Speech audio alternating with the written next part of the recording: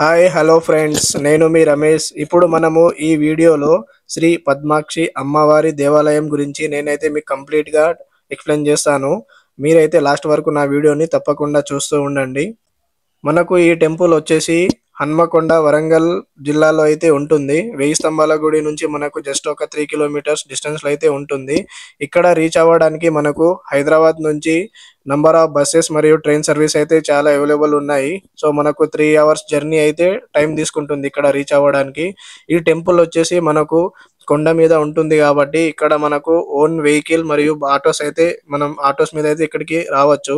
So ఇక్కడ మనము parking చేసుకున్నాక ఇక్కడ నుంచి అయితే మనకు అమ్మవారి టెంపుల్ వెళ్ళడానికి అయితే మనకు మెట్లు ఉంటాయి. సో ఈ మెట్ల ద్వారా మనము లోపలికి అయితే ఎంట్రీ అవ్వచ్చు. ఇప్పుడు మనము ఈ టెంపుల్ గురించి హిస్టరీ తెలుసుకుందాము. ఈ ఆలయం వచ్చేసి మనకు 12వ శతాబ్దానికి చెందిన ఆలయము. ఈ ఆలయం నిర్మాణం చూసుకుంటే 10వ శతాబ్దం కాలంలో ప్రతాపరుద్రుడు 1000 స్తంభాల గుడి కట్టక ముందే మనకైతే ఈ ఆలయం నిర్మించారని మనమైతే నమ్ముతాము. మన పురాణాలు అయితే చెప్తున్నాయి. కాకతీయులు అయితే వాళ్ళు యుద్ధానికి వెళ్లే ముందు ఇక్కడ అమ్మవారిని పూజ చేసిన తర్వాతనే వాళ్ళైతే యుద్ధానికి వెళ్ళేవారంట. ఇలా పూజ చేయడం వల్ల వాళ్ళు చాలా యుద్ధాలు అయితే గెలిచిర్రు.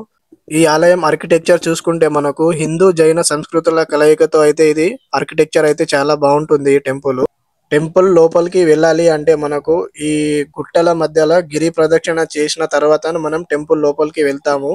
ఈ గిరి ప్రదక్షిణ అయితే చాలా అద్భుతంగా ఉంటుంది. ఇక్కడ ప్రతి ఇయర్ బతుకమ్మ టైంలో అయితే చాలా గ్రాండ్ గా ఉత్సవాలు అయితే చేస్తారు.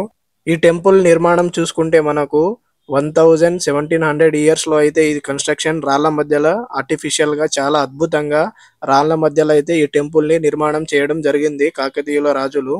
అందుకే మనకు ఈ గుట్టను పద్మాక్షి గుట్టగా అని కూడా పిలుస్తారు. ఈ గుట్ట కింద భాగం నుండి ఆలయాన్ని చేరుకోవడానికి గుట్టని తొలిచి మెట్లుగా రూపొందించారని మనమైతే ఇక్కడ మీరైతే కింద ఎక్కినప్పుడు చూడొచ్చు. చూడండి, మనకు గుట్ట లోపలనే ఇట్లా మెట్లు అయితే చిన్న చిన్న మెట్లు చాలా అద్భుతంగా ఉన్నాయి. ఇప్పుడు మనము ఈ టెంపుల్ గుట్టల మధ్యలో నుంచి మెట్లు ఎక్కేసి లోపలైతే వినాయకుని విగ్రహం అయితే చాలా అద్భుతంగా ఉంది. మీరైతే చూడండి, నేను ఇలాంటి వినాయకుని విగ్రహం అయితే ఎక్కడ చూడలే ఇప్పటి వరకు. ఎంత అద్భుతంగా ఉంది అంటే అసలు వినాయకుడు మొత్తం ఇట్లా మనకు స్లీపింగ్ స్టాచ్యూ లాగా ఎంత బ్యూటిఫుల్ గా ఉందంటే చాలా అద్భుతంగా నాకైతే మస్తు అనిపించింది. మీరైతే ఇప్పుడు ఇక్కడ దర్శనం చేసుకోండి.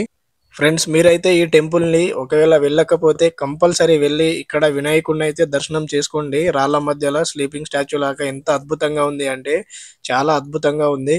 మనము నెక్స్ట్ ఇంకా ఈ వినాయకుడిని దర్శనం చేసుకున్న తర్వాత ఇక్కడ చిన్నగా మనకు శివలింగం అయితే చాలా బాగుంటాయి. అసలు మొత్తం గుట్ట మధ్యలో ఎంత అద్భుతంగా ఉందంటే అసలు స్వయం వెలిసిన ఇలాంటి హిస్టరీ కూడా మన తెలంగాణలో ఎంత అద్భుతంగా టెంపుల్స్ ఎంత బాగున్నాయి అంటే అప్పుడు కాకతీయుల కాలంలోనే వీటి నిర్మాణం చూసుకుంటే మనము చాలా బ్యూటిఫుల్ ఉంది.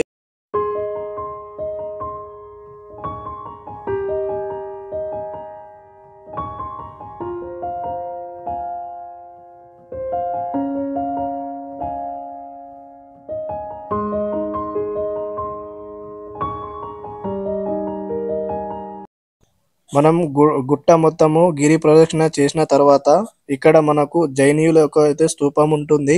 మీరైతే ఈ స్తూపాన్ని చూడండి, ఎంత అద్భుతంగా ఉంది అంటే. అందుకే మనకు ఇది హిందూ జైనీయుల కలయికలతో నిర్మాణం ఉన్న టెంపుల్ అని కూడా మనం నమ్ముతున్నాము. అయితే ఈ బండ మీద మీరైతే ఇప్పుడు చూడండి, దీని మీద ఉన్న చెక్కడాలు శాసనాలు, ఈ శాసనాలను చూస్తే మనము ఇది నిజంగా అసలు నాకైతే అక్కడ రియల్ చూసినప్పుడు చాలా అద్భుతంగా అనిపించింది. సో మనకు టెంపుల్ లోపల మొబైల్స్ అయితే అలో ఉండవు కాబట్టి నేనైతే ఇక్కడ వరకు వీలైతే అక్కడ వరకు అయితే మీకు టెంపుల్ వ్యూ చూపిస్తున్నా. సో ఇక్కడ నుంచి మనకు లోపల అమ్మవారు ఉంటారు. మీరైతే ఇప్పుడు ఇక్కడ దర్శనం చేసుకోండి.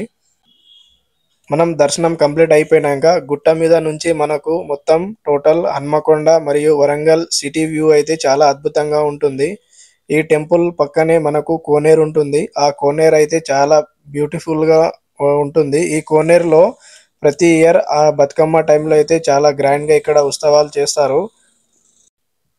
ఈ టెంపుల్లో అయితే మనకు బతుకమ్మ మరియు దసరా టైంలో అయితే చాలా రష్ ఉంటుంది. మినిమం మనకు హాఫ్ అన్ అవర్ నుంచి 1 అవర్ అయితే టైం పడుతుంది దర్శనం కంప్లీట్ అవ్వడానికి. ఈ టెంపుల్ పై నుంచి మనము కోనేరు వ్యూ చూసుకుంటే చాలా బాగుంటుంది.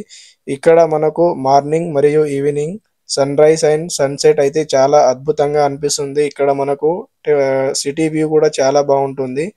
మీరు మొదటిసారిగా నా ఛానల్ని చూస్తే తప్పకుండా సబ్స్క్రైబ్, షేర్ అండ్ లైక్ చేయండి.